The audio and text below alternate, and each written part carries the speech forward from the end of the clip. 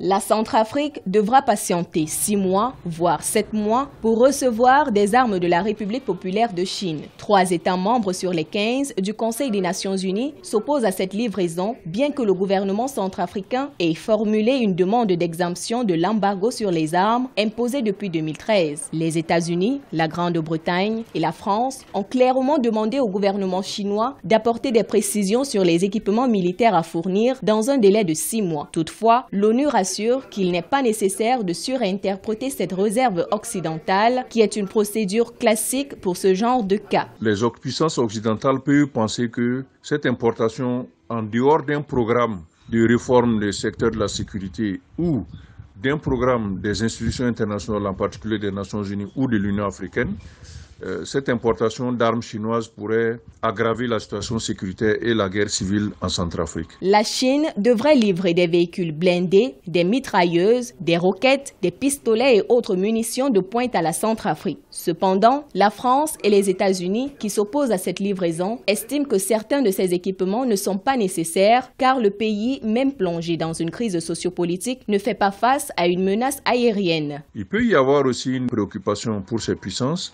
c'est celle de ne pas permettre à des concurrents que sont la Chine et derrière la Chine, la Russie, de prendre le contrôle donc, de cette partie du territoire du continent africain. Dans les prochains jours, il y a de fortes chances de croire que la demande d'exemption sollicitée par la Centrafrique soit levée puisqu'elle dispose du soutien de l'Union européenne qui entraîne les forces armées nationales et la MINUSCA, la mission de l'ONU en Centrafrique.